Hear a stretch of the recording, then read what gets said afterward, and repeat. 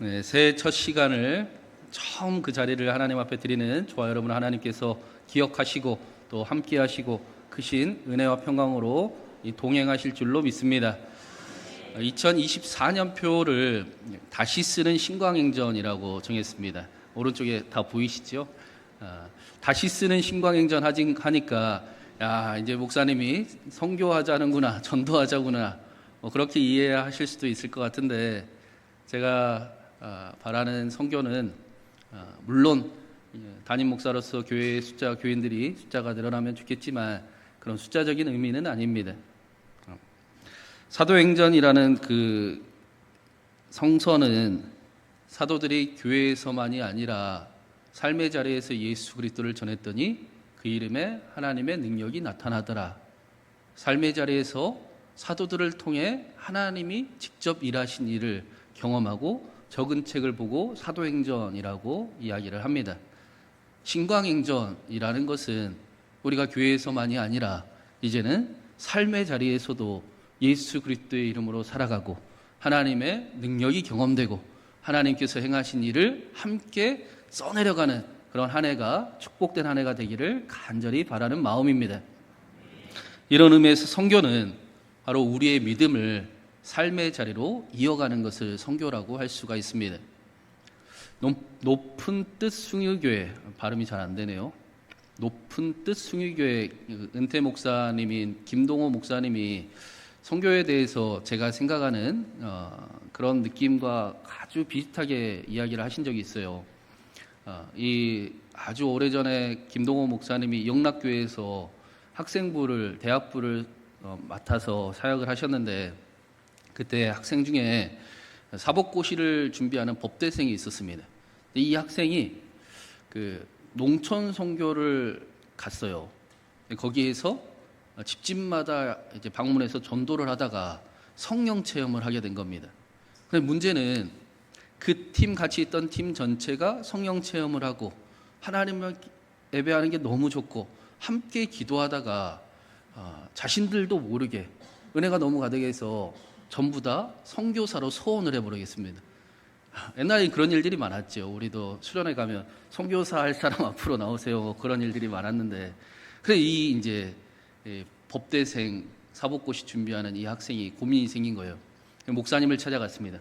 목사님, 하나님께 소원 기도한 거 안 지키면 혼나겠지요. 그러니까 목사님이 하시는 이야기가 모든 직업은 다 성직이다. 오지에 나가서 선교사로 삶을 드리는 것도 중요하지만 법대생이 되어서 그곳에 하나님의 나라가 하나님의 뜻을 이루는 법대생, 법조인 선교사가 되는 것도 중요하다. 그러니 공부 더 열심히 해서 하나님하고 한 약속 꼭 지켜라. 그렇게 이야기를 했다고 합니다. 먼 오지에 나가서 선교사의 삶을 사는 것도 매우 값지고 중요한 삶이지만 하나님께서 저와 여러분에게 허락하신 가정을, 삶의 자리를 책임지고 선교사의 삶을 사는 것은 우리에게 더 중요한 일입니다. 하나님께서는 뜻이 하늘에서 이루어진 것 같이 땅에서 이루어지기를 간절히 원하십니다. 하나님께서 우리의 가정이 천국 같아지기를 원하시고 우리의 교회가, 우리의 나라가 하나님의 나라가 되기를 간절히 원하십니다. 그래서 저와 여러분을 특별하게 택하시고 저와 여러분을 부르셨습니다. 제가 그 선교사역 신청서를 미리 나누어드리고 이거 계속 얘기하니까 막 부담되실 것 같긴 한데 막 게시판에다 정리해서 붙여놓기도 하고 그렇게 기도를 부탁드린 이유는 우리가 교회 안에서 선교를 연습을 해보고 이제 삶의 자리 가정에 가서 실전을 해봐야 되지 않겠습니까? 교회에서 선교 연습을 실전같이 하고 가정에 돌아가서 삶의 자리에 가서는 선교 실전을 연습같이 해보자라는 의미로 제가 신청서를 미리 나누어 드렸습니다. 그래서 새해 2024년에는 저와 여러분의 가정이 더 천국 같아지고 우리의 삶의 자리가 하나님의 나라가 가득 세워지기를 간절히 소망합니다. 새해 하나님께서 우리 교회를 지키시고 우리의 기도에 병이 낫게 하시며 우리의 사업장에는 표적과 기사를 나타내시기를 간절히 원합니다. 하나님께서 저와 여러분에게 새 신광행전을 쓰게 하시고 놀라운 하나님의 역사와 영광이 나타나게 하시길 주님의 이름으로 축원합니다. 오늘 말씀은 어떤 말씀인가? 예수님께서 하늘에 올라가시기 전, 승천하시기 전, 다시 말하면 제자들을 선교사로 파송하시기 직전에 마지막으로 하신 말씀이 담겨 있습니다. 우리 44절과 45절을 한번 같이 읽어보겠습니다. 44절, 45절입니다. 또 이르시되 내가 너희와 함께 있을 때에 너희에게 말한 바 곧 모세의 율법과 선지자의 글과 시편의 나를 가리켜 기록된 모든 것이 이루어져야 하리라 한 말이 이것이라 하시고 이에 그들의 마음을 열어 성경을 깨닫게 하시고. 누가복음과 사도행전은 우리가 잘 알듯이 그 의사 누가가 동일하게 기록을 했지 않습니까? 의사 누가가 1편으로 누가복음서를 예수님에 대한 이야기를 적었고 2편으로 예수님을 만난 사람들이 어떻게 살았느냐, 예수님을 믿은 사람들은 어떻게 삶을 살아냈느냐를 사도행전에 적었습니다. 사도행전, 우리가 주일에 계속 나누고 있는 이 사도행전이 성령을 받은 후에 제자들의 삶에 나타난 말씀이라면 오늘 말씀은 성령을 받기 직전, 성령을 받기 전의 말씀이라고 할 수가 있습니다. 예수님께서 제자들을 선교사로 준비시키면서 마지막으로 하신 말씀은 모세의 율법과 선지자의 글과 시편에 나와 있는 글이 다 나를 향한, 나를 가리키는 말씀이다. 그리고 그 약속이 반드시 이루어져야 하고 이루어졌다라는 말씀이었습니다. 모세오경, 예언서, 시편, 이 성문서는 구약 전체를 표현할 때 자주 쓰는 표현입니다. 우리는 그 성경을 바이블이라고 이야기하지만 그 히브리인들은 성경을 타나크라고 불렀어요. 그 모세오경을 토라, 그리고 예언서를 느비임, 성문서, 시편, 잠언, 전도서, 욥기, 아가서, 이 지혜서 성문서를 케투빔이라고 불렀습니다. 그 앞글자를 따서 타나크라고 불렀던 것입니다. 예수님께서 제자들에게 구약 성경 내용 전부가 예수님에 대한 말씀이다 라는 것을 알려주셨습니다. 그리고 그 약속이 반드시 이루어져야 하리라, 이루어졌다, 나를 통해 이루어졌다 라는 말씀을 제자들에게 해주시니 그들의 마음이 뜨거워졌다 라고 말씀을 합니다. 바로 앞에 나오는 그 누가복음서에 나오는 말씀에는 부활하신 예수님께서 엠마오로 가는 제자들을 찾아가셨습니다. 그리고 그들에게 성경에 대해 가르쳐 주시며 성경이 말씀하는 그이가 바로 나인 것을 알게 해주니 그들의 마음이 뜨거워졌다라고 말씀을 합니다. 우리도 마찬가지입니다. 말씀이 우리 안에 닿으면 우리의 마음이 뜨거워지게 되어 있습니다. 우리 안에 새일이, 창조가 일어나는 것을 우리가 경험하게 됩니다. 희미할지는 모르지만 어떤 빛이 비치는 것을 우리가 경험하게 됩니다. 그리고 그 희미한 빛을 붙잡고 걸어가는 그러한 삶을 성경은 믿음이다라고 가르쳐 줍니다. 어떤 사람이 그 성경을 몇 독을 하고 나서 랍비를 찾아가서 자랑을 했대요. 랍비요, 내가 성경을 3번이나 읽고 왔습니다 라고 자랑을 했대요. 그러니 랍비가 이런 얘기를 했습니다. 그러면 성경은 당신을 몇 번이나 읽었어? 성경은 당신을 몇 번이나 읽고 왔습니까? 성경을 읽는 것도 중요하지만 성경이 내 삶을 읽는 것은 더 중요하고 의미가 있습니다. 성경이 나를 읽어야 내 삶의 변화가 시작되기 때문입니다. 내가 말씀을 읽는 것만으로는 부족합니다. 반드시 말씀이 저와 여러분을 읽어야 합니다. 불편할 수도 있습니다. 그러나 말씀이 내 안에 들어와 나의 어두움을 파헤치고 빛으로 강하게 이끌며 하나님을 알고 하나님을 보게 만들어야 합니다. 하나님이 누구신지를 분명하게 알게 해야 됩니다. 하나님을 인정하는 고백이 터져 나오게 해야 합니다. 거기에 변화가 시작되기 때문입니다. 마찬가지로 우리가 교회에서 은혜를 받는 것도 중요하지만 우리의 삶의 자리에서 하나님의 은혜가 우리를 읽어가는 것은 더 중요한 시대를 우리가 살아가고 있습니다. 하나님의 말씀이 나를 읽는 것, 그리고 내 삶을 점검하고 조율하고 하나님의 말씀이 사실인 것이 드러나게 하는 것, 그것을 선교라고 말씀하는 것입니다. 예수님께서 지금 그 일을 말씀을 하십니다. 성경 전체가 예수님에 대한 말씀이다. 그런데 예수님께서 예수님에 대한 말씀을 저와 여러분을 위한 말씀으로, 나를 위한 말씀으로 바꾸어 주셨습니다. 예수님께서 성경이 저와 여러분을 읽게 만드셨습니다. 예수님에 대한 말씀이 저와 여러분을 위한 말씀이 되게 하셨습니다. 그 약속이 이제 붙들어질 때 변화의 능력이 시작이 되는 것입니다. 실제로 우리 교회는 그 말씀 카드가 그대로 이루어지는 것을 많이 보게 되죠. 여러분 들어올 때 말씀 카드 다 뽑으셨습니까? 어떤 말씀 뽑았나요? 저는 말씀 카드 뽑고 눈물이 핑 돌았어요. 자랑할까요? 하나님이 저에게 새해 주신 말씀은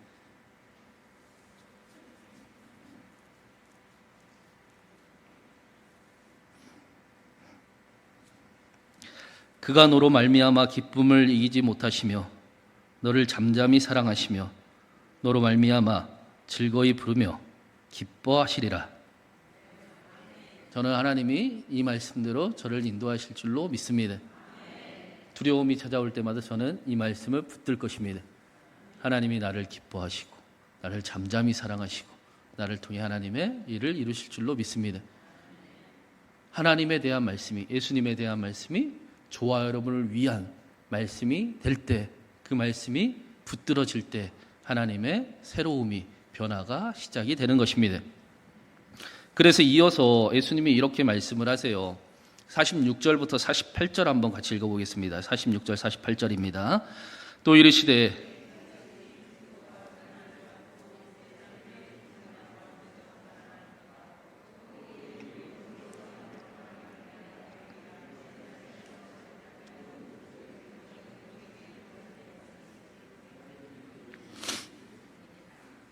아멘.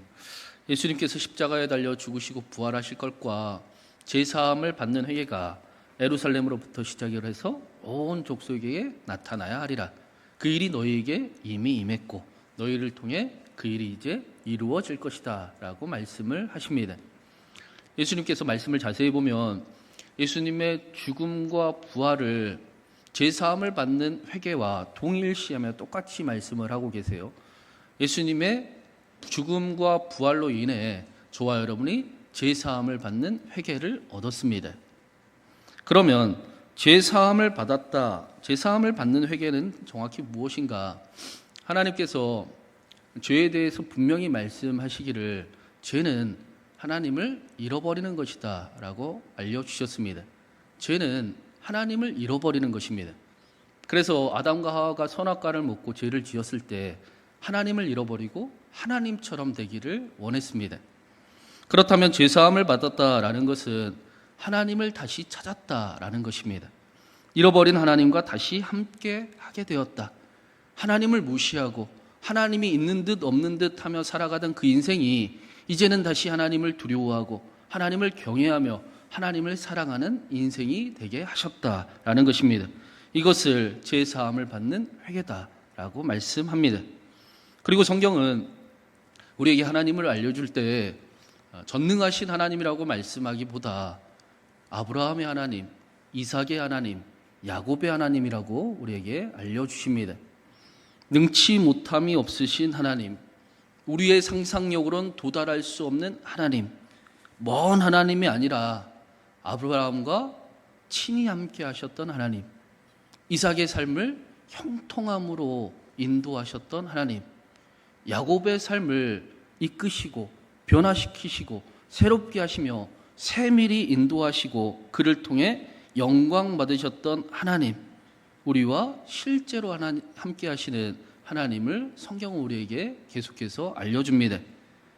대주제이신 하나님은 모든 것을 다스리시는 하나님을 인정하고 그분을 섬기며 그분을 찾는 자에게 하나님이 정말로 모든 것을 다 다스리시는 분이심을 알게 하시는 하나님이시라라는 것입니다. 예수님께서 제자들에게 지금 이 하나님과 함께 이제 다시 살아가야 된다라고 말씀하십니다. 하나님께서 저와 여러분의 삶 속에 실제로 역사하시는 것을 경험하는 삶을 살아가라라는 것입니다. 그래서 마지막으로 이렇게 말씀을 하세요. 2023년 우리 교회 표 말씀입니다. 우리 마지막으로 49절 말씀 함께 읽겠습니다. 49절입니다. 볼지어다 내가 내 아버지께서 약속하신 것을 너희에게 보내리니 너희는 위로부터 능력으로 입혀질 때까지 이 성에 머물라 하시니라. 예수님께서 저와 여러분이 일상에서 하나님의 일을 경험하기를 원하거든 반드시 위로부터 내려오는 하나님의 능력을 힘입어야 된다라고 말씀하십니다. 반드시 이곳에서 성령의 충만함을 받고 예배드리는 척 한 사람 한 명도 없고 형식적으로 예배드리는 사람도 한 명도 없이 거룩하신 영으로 함께 하시는 하나님을 반드시 이 자리에서 만나고 저문을 나갈 때는, 가정으로 돌아갈 때는, 삶의 자리로 돌아갈 때는 하나님과 함께 나아가야 된다라고 말씀하시는 것입니다. 사랑하는 여러분, 우리 교회에는 하나님과 함께 저문을 나가는 줄로 믿습니다. 하나님과 함께 살아가는 게 결코 쉽지는 않지요. 그러나 우리의 삶이 변하고 있고 우리의 믿음이 변하고 있으며 그 하나님의 일하심이 저와 여러분의 삶 가운데 점점 더 넘쳐감을 저는 믿습니다. 사도행전의 제자들이 어떻게 성령 충만함을 받았었습니까? 사도행전은 똑같은 장면을 우리에게 계속해서 소개를 해줍니다. 첫 번째 제자들이 성령 충만을 받을 때는 마음을 함께하여 오로지 기도에 힘썼을 때 성령의 임재를 경험했다라고 말씀을 합니다. 오로지 하나님만 바라보고 있을 때 하나님을 선택하기로 다시 결단하고 머물러 있을 때 성령의 충만함을 받았습니다. 두 번째는 누구든지 주의 이름을 부르는 자에게 성령이 임하신다라고 말씀했습니다. 누구든지는 아무나가 아닙니다. 창세기에 누가 하나님의 이름을 부르기 시작을 했는가? 인간이라는 존재가 얼마나 깨지기 쉽고 아프기 쉽고 연약한 존재인가, 그것을 깨달았을 때 하나님을 떠나서는 이제는 죽을 수밖에 없는 존재인지를 깨달았을 때 성경은, 창세기는 그때야 비로소 하나님의 이름을 부르기 시작했다라고 말씀을 합니다. 주의 이름을 부른다라는 것은 세상이 아니라 하나님을 선택한다라는 것입니다. 누구든지, 이 누구든지는 아무나가 아니라 하나님을 선택하는 누구든지, 이전 것은 지나가게 하시고 보라 새 것이 되었도다. 성령께서 새롭게 하심을 경험하게 될 것입니다.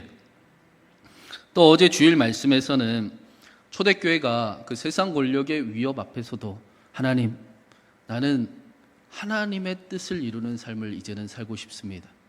나를 굽어 살피시고 내 삶에 하나님의 능력이 더하지게 하셔서 내 기도에 병이 낫게 하시고 표적과 기사가 주 예수의 거룩한 종의 이름으로 이루어지게 하셔서 내가 하나님의 뜻대로 살아가게 하여 주옵소서. 그렇게 기도하고 결단했을 때, 하나님 앞에 나아갔을 때 성령이 충만했다라고 말씀을 합니다. 어제 마지막 말씀인 그 사도행전 4장 31절은 이렇게 말씀을 했습니다. 빌기를 다음에 모인 곳이 진동하더니 무리가 성령이 충만하여 담대히 하나님의 말씀을 전하니라. 교회가 하나님을 선택하기로 결정했을 때, 하나님의 기쁨이 되기를 원해서 하나님의 도우심이 필요할 때, 하나님의 뜻을 이루기 원하는 사람들을 하나님께서 성령 충만하게 하셨습니다. 그리고 성령 충만한 교회에게 담대히 하나님의 말씀을 그들의 원대로 전하게 하셨다라고 말씀합니다. 그냥 하나님의 말씀을 전하게 하진 않으셨을 것입니다. 그들이 기도했던 것처럼 하나님, 우리가 두려움을 뛰어넘게 하시고 우리의 기도에 병이 낫게 하시고 표적과 기사가 우리가 행하는 곳마다 거룩한 종 예수의 이름으로 이루어지게 하여 주옵소서. 그 기도에 응답됨을 경험하며 하나님의 말씀을 이루게 하셨을 것입니다. 그리고 또 초대교회가 기도할 때 모인 곳이 진동을 했습니다. 이게 핸드폰 진동이 울렸다 그런 의미가 아니고, 이 단어는 그 바다의 쓰나미와 같은, 큰 파도와 같은 그런 의미의 단어입니다. 모든 것을 새롭게 하고 뒤흔드는 그런 진동을 의미하는 것입니다. 마태복음에 예수님께서 십자가에 달려 죽으셨을 때 이 땅에 진동하였다라고 말씀을 했습니다. 그 진동이 교회가 성령 충만할 때 나타났습니다. 그리고 사도행전 17장에 그리스도인들을 보고 세상을 흔드는 사람들, 세상을 진동하는 사람들이라고 부릅니다. 하나님께서 그리스도인들을 통해 하나님의 능력을 실제로 나타내시고 그들의 기도에 병이 낫게 하시고 표적과 기사가 나타나게 하셔서 예수 그리스도의 이름에 능력이 나타나게 하셔서 그들의 삶의 자리를 진동하게 하셨습니다. 사랑하는 여러분, 2023년 새해에는 저와 여러분의 삶에 새로운 일이 가득할 줄로 믿습니다. 우리를 두렵게 하는 모든 일을 하나님께서 뛰어넘게 하시고, 말씀대로, 말씀이 사실이라면 우리의 기도에 병이 낫게 하시고, 우리의 사업장과 삶의 자리에 하나님의 표적과 기사를 나타내셔서 능히 우리의 삶의 자리에 하나님의 말씀을 세우게 하시기를 간절히 바랍니다.